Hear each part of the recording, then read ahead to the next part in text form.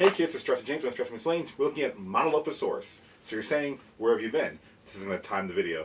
But in Houston and the surrounding area, we had a hurricane that came by, kind of near, not at Houston, and our power's been out for a while, and so I couldn't shoot videos, and so here we are. But the idea, and I told my wife, it was funny, I said, I should write a very descriptive outline of what happened during the hurricane, and she was like, why would you do that? And I'm like, the Hamilton play, the hurricane came at devastation rain, and our man watched his future dripping down the drain. The idea was that, if you don't know, Alexander Hamilton, the $10 bill, first Treasury Secretary of America, he, as a teenager, hurricane hit, he described it really well. He was really good at writing and everything. And people, some businessmen found out about it, and they said, we should raise money, and they sent him to what we now know as America, the colonies of Britain back then, and said he should become a doctor or something. And so like that took off his career. Anyway, so she didn't get the reference. She knows I like Hamilton. So we're here for Monolophosaurus. So same rules apply. Older to newer models here. This dinosaur was discovered first from China, Middle Jurassic. This animal was first discovered technically in 1981. And so the oil company was scanning around looking for oil, and they saw something. So 3 years later, in 1984, 40 years ago this year, with this video being shot, they went, dug it up, found a near complete skeleton. So that's, like an amazing thing. And so, I mean, considering this thing is 168 million years old, that's pretty good. Then it was described over and over again. So I'm going to go over the models first, the name and family relations, then the environment. So models first. My first Monolophosaurus figure was a Carnegie, 2010. Oh, sorry, Safari Carnegie, 2010. So this guy essentially sums up the look for the animal. It is a theropod dinosaur, a predator dinosaur, a carnivore. Not that all theropods are carnivores. But the idea is that this animal is Middle Jurassic, China. It is, as far as size goes, it would be about 1,000 pounds, and estimated to clean off the whole skeleton. We never find a whole skeleton usually for an animal bigger than this. We see estimated around 15 to 18 feet long, so we're in that range.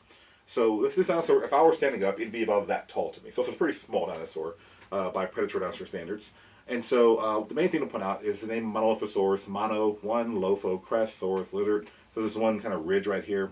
There's a lot of research done on the ridge and how it has these little pits and rugose, kind of bumps and everything. And so it is theorized by many different paleontologists to have some kind of air chamber, something going on there. It could be extra meat going over that, which I'm going to touch on that a little bit later on. But overall, that's his main known feature. And so, again, it being a safari figure, the hands are correct, they're palm to palm. There are 3 digits. There are 4 digits, 4 toes, 3 going forward, 1 little decal on the back. So it hits all the points. So as you can see on my website, that is my iconic image of Monolophosaurus, and it is the first one I bought, and I love it, and it's great. So moving forward, this animal hit, as you see, a lot of attention in the media from Camp Cretaceous, because there's a spoiler on Netflix. It's essentially Clone Wars for Jurassic World. It is a Netflix special or a TV show, cartoon animated, and it's just kind of progressed around the other stories, right? And there's a scene, spoiler alert, where the characters go into they're left on the island, Ethan Nublar, the first Jurassic Park island, and they go into an old building, or a apartment complex building, and Monolophosaurus start showing up. And they're all, they're pretty small, but they were great numbers. Now, the question then most people ask me is, does Monolophosaurus live in packs or herds or anything? And here's the problem. We've only found one. Monolophosaurus is kind of funny. Only one crested lizard. Anyway, so the idea here is that we only found one, so we can't prove that. I mean, finding an individual, and this is, again, the science of taphonomy, the Russian word taphonomy, where between death and fossilization. So if you find a bunch of dinosaurs together, it doesn't mean they live together. They could be in a riverbed. So, for example, you are hiking through the woods somewhere, you see a river where it turns. The part where it's turning on the outside is the cut bank, and that's the part that cuts away the rock layers. And the part on the inside is called the point bar, where the dirt and sand kind of deposits, the river beach, if you will. An example of this for humans, if you were in a car and you're going from one freeway to another, you go over those big loop things and you go like this. Notice when you go on the big loop thing, on the cut bank side, there's black marks where cars have hit it going too fast. And on the inside point bar area, that is where all these car bits are deposited, essentially. And so, say some dinosaurs are found in a point bar, they may have died somewhere else, separated or together, and got washed down river into this point bar. It gets buried and becomes this rock layer, right? So we found a bunch of dinosaurs together. It doesn't mean they live together. They could have just moved there together, right? Or, for example, if an animal, these animals are, not this, but other animals, are social, and one dies, and they try to protect it from predators or scavengers, but then they eventually leave it. Well, then you find this one animal by itself. So it doesn't mean that it wasn't, So that's what taphotomy is. It's a very cool science. Look into it more. But in general, in the show, they show all these Monolophosaurus. What they basically did was say, hey, this is an easy mold to copy and repaint. And as I told you before, let's look for repaints. Now, let's see. I can't remember which order they're in exactly. But this first guy here, turn the tail down and bites this way. It essentially has, and this is one thing I want to point out, what I call the Jurassic Parkization, or Jurassic Park of a dinosaur. You can see that it's overall, it has the crest, it has similar hands, but the body shape kind of is a little bit different. The feet are really large because why? That's an engineering thing. They're trying to make it so safari usually takes the time to make it balance really well, right? This guy, this is for kids to play with. Well, they're all toys, but these are more scientifically teaching kind of toys. These are just toys. And so this guy here has bigger feet. And the irony, of course, is they don't stand as well as this one, but whatever. And so it does that. Now, this one came out before they did the DNA code thing, where you pull out the DNA. Oh, it's on the foot, so there's a DNA code there. And so that's pretty much its overall story. It's kind of an orangey, you know how men aren't good at colors like this. Orangey, yellowy, something, I don't know. Brown back, I don't know. The next one has, again, this one's crest. I'm going to point out here is that one's crest looks more like our friend. And again, they found that part there. This guy like this. This guy's crest goes up and over like that. Now, one thing to point out with a lot of these crested dinosaurs is that these things aren't very thick and strong. So they're not thought to be some kind of a thing like a battering ram or a hammer for the animal. They are probably for display or some other purpose. I'll touch on later on. But the idea is that there's different variation in the back of it because we don't know what it looks like in life. And part of paleontology, kids, is that you learn a lot of anatomy. You study the parts of other animals. And so there are some birds in the rainforest and in Southwest Asia that you look at the bird's skeleton and there's a little bit of bone, like, the faces, here's a beak and everything. There's an eye there. There's a little bone here. There's this huge cartilage structure, a huge feather plumage that we wouldn't find that fossilized, right? In this situation, at least where this guy's fossilized. So having this different crest size, now if I were a kid playing in my backyard, 1,000 years ago, I would make one the male, one the female. They had the term we call sexual dimorphism. So sexual being, in this case, being male or female, die to morph form. So the males and females look different. And so think of a peacock and a peahen. A peacock is known with the big tail feathers. They're bright blue and usually different colors like that. The peahens have smaller feathers and they're like brown or dull. They kind of blend in, right? And so that's what I would, if I were a kid, I'd do that. But as far as science goes, we can't prove any of that. We only have one skeleton, so who knows? This one, let's see, what's this gimmick? Nope, it doesn't do the same thing. What's your gimmick, friend? Oh, is there a gimmick? I don't know. Let's find out. No, it just moves around. Cool. So where this one, you do that, and the mouth closes. This one, they're just a bunch of joints that move around, which is cool. Now, I actually prefer that sometimes for the most part. It's simple. I'm from a different time. I was born in the 1900s, kids. So here's when I say that, the parents always laugh. I'm like, it's a fact.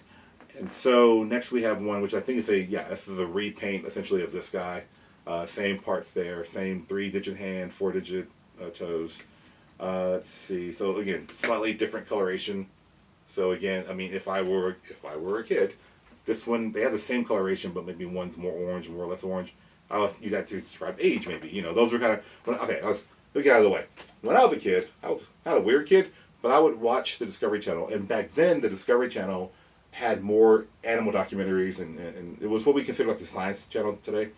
And I remember the dinosaur books just didn't have enough data because, of course, they're dinosaurs. They're lost to time. They're looking for data and clues and here and that. And so I would need to fill in when I was playing as a kid the ecology and relationships, and that's something that's really hard to tell in paleontology. So what I would basically do is I would watch Animal Planet and the Discovery Channel, and I watch different kind of animal behaviors, how lions are social, tigers are solitary, so on and so forth. And I would try to apply that to my outdoor toys, make it more interesting. And so, I mean, obviously that information I created in my brain is null and void because I'm doing science now and I'm looking at actual evidence. But the idea of these kind of weird tricks and characteristics of animals, we could apply the idea of that on dinosaurs, that they did have these kind of, not personalities, but species proclivities, that they're doing certain things or not, right? And so anyway, next we have, I think, this guy's another one, so again, another DNA code in his foot. This one, if you do the skin dino damage there, which is like the trademark of Jurassic World toys, be it when I was a kid, the skin will come off, or this. It's actually better for children because you don't lose the skin, it still stays in the body. And so the head can open like that. So they all three of these guys have essentially the same mold. This one's the same mold, but the crest is slightly different, right? Recently, I went to a Barnes & Noble, and we went inside, and my wife was like, "There's a Barnes & Noble still?" I'm like, "Yeah, they're still around. Where have you been?" There we go.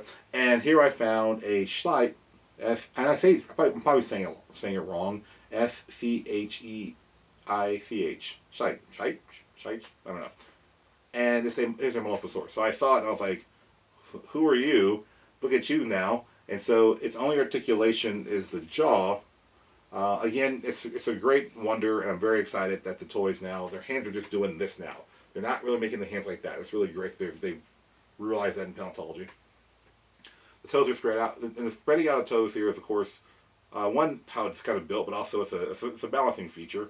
And so, again, this is kind of like, I wouldn't say an upgrade because there's different companies, but their reply, the callback to this guy, everything's pretty much the same on these animals. Only one, the crest is a little more fleshy, and that can also be seen in the Jurassic World, not Cretaceous, the newest one that's in stores as I'm making this video right now. And with the official scissors of Jurassic James, I will take these, lightly on teeth, and we will cut free our beast. And so, just the foot. Huzzah. And so this guy, again, Jurassic World, you see all the other ones. This one's a little bit more beefy. Actually, interesting enough, it is overall, it's actually kind of smaller. Like, I would imagine it would weigh a little less given how... Now, this one, I mean, obviously it's an engineering-wise design with the wide hips and everything, but overall it's kind of smaller. But its crest is way more fleshy. And with Monolophosaurus, one thing we see is that it has these pits and hollows and air sacs in their skull. And so we're looking at the crest of many theropod dinosaurs, and some of their crests, I mean, they're made from the generally same parts, but there is variation. And so this guy has like this big, he has this like goatee of, I assume, feathers, and this kind of like hairy, I don't know. And so, with that being said, I think the gimmick is you lower the hip thing where it does that. So let it speak into the microphone. Can you hear me down there? I don't know. The DNA, that was weird, I'm sorry. So the DNA code's right there. The hands, again, are actually Jurassic World. Did they do it too? Yeah, they're all doing it. The hands are going in, the palms going in, same number of toes and fingers. There's your dew claws in there. So pretty good. Like I said, it's one of those things where it's speculative, but I like the fact that it has like this extra fleshy bits in the front and this down here, because there are things, and you say, what keeps you up at night, James? One, meteorites, because like they fall from heaven and kill things. Second, as a paleontology person, it's like, well, what things did dinosaurs have that we will just never know about, right? And so I can only give you an example of this, is that there are certain things in history that we just don't know, like, and those are from humans, right? So imagine from the paleontology, 168 million years ago, this animal had some feature that we just don't know. We're trying to piece it together, and what's really neat about science is that as we get better technology and insight, we can peer into different things different ways. So who knows, in 20 years I'll be like, turns out, I'm not sure I'm that old in the story, turns out, why would I be that much older in 20? The point is, we looked at the crest of Monolophosaurus and we found out it does fly, So, next we're looking at its family relations. And so, I like my Schleich figure, it's really nice, but I'm going to stick with the Safari for this part. Now, what is it? So it's a theropod. So saying it's a theropod is like saying, I don't know, what's a group that's carnivore. So if you have a little sea carnivore, you are a meat eater. If you have a big sea carnivore, you're the order of mammals called carnivore, including bears and dogs and weasels and cats, right? And so within that branching, you have these two major branches. I've gone over this before in videos, where there's a felid branch, which are like the cats and hyenas and the mongooses and meerkats, and then a canid branch, which are dogs and seals and like bears and like that, right? So it breaks down, and then there's between the bears, you have like polar bears, black bears, brown bears, so on and so forth. Well, in theropod, the predatory dinosaurs, those guys have many groups. The earliest ones, well, I'll say it this way: the earliest one I'm going over today is Dilophosaurus. And so it is debated whether or not this guy, if you remember Dilophosaurus, it is the AKA spitter of Jurassic Park, up to the little neck frill, which isn't real. These guys are from Arizona, and they are either considered to be a relative of Cryolophosaurus or Coelophysis, depending on which paper you read. The point is, it's an earlier theropod. Cryolophosaurus meaning, or Dilophosaurus means two crested lizard. Monolophosaurus means one crested lizard, and this guy's name is Cryolophosaurus, meaning frozen crested lizard. One is found in North America, Antarctica, and China, or Asia, the continental region. And so the idea is that these early and middle Jurassic theropods all have these like crest structures that are not there for combat, we believe. They're actually there for maybe display or maybe air sacs or etc. In fact, with Dilophosaurus, I mentioned in this video that they found one with the crest, but it was like the crest was disassociated, and they found some without crest. So there's a question of whether or not there may be sexual dimorphism, that the males may have crests and the females don't. Or the idea that maybe the adults have crests and the juveniles don't. We don't know. That's the thing that's being looked into. But at name value, you would think they were all closely related. But no, at least not for this guy. There's a line between this guy and these guys. And this line is called tetranurin. And that line represents the dinosaurs with certain tendons and structures in their tails. So beyond this line, we have the Allosaurus and the Spinosaurus and the Tyrannosaurus, etc. Well, Tyrannosaurus being which paper you're looking at. And so some say that this guy is closer to them, some further. For the most part, just because they have similar names and are from the early to mid-Jurassic doesn't mean they're all close relatives. They are showing convergent evolution. These different branches are evolving these similar traits. They share common ancestry pretty far back, but they have similar traits because why? The environment, their behavior, whatever, right? And so having a crest in your head is not something for getting food usually, it's for getting mates. And so the idea here is that they had different varieties of them. And again, it's not like they were in the same environment and had to differentiate each other because they are separated by time and space. This is early Jurassic, this is middle Jurassic. But in general, that's why its name is kind of confusing to people. Well, there's Monolophosaurus and Dilophosaurus, but they're not close related within theropod. They are very primitive or basal or simple, but they're not close relatives. Finally, I want to point out its environment, our last part. And so living in China, in the Jurassic, it of course is associated with Mamichosaurus. Now, for your Jurassic World Monolophosauruses, I have Mamichosaurus. I did a video, and a big sauropod over here. But I use my PNSO figure because it's camera friendly. It's not a huge thing. And so there are many dinosaurs found in this environment, but as far as toy representatives, Mamichosaurus is one, contemporary. There's an animal called Sinoraptor. Sinoraptor means Chinese thief. It is not a dromaeosaur. It is not a relative of a Velociraptor, an Deinonychus, a Utahraptor. It's not even a relative of Megaraptor. It is a closer relative to Allosaurus by definition. And when I complained about, let's say, the last couple of weeks when I mentioned Becclospinax, and I was like, man, what an obscure dinosaur. And it has a whole figure. We have more Sinoraptor. This is a really kind of important dinosaur, but there's no Jurassic World toy of it yet. Hint, hint, eyebrow, eyebrow. I had a high school teacher once who would say that whenever she's like, prepare for the test. You might notice for the test. Hint, hint, eyebrow, eyebrow. That's my reference to that. Miss Carsey, very nice lady, my French teacher. Another animal we have in this time is, actually there's no toy of this. So, and the Sinoraptor is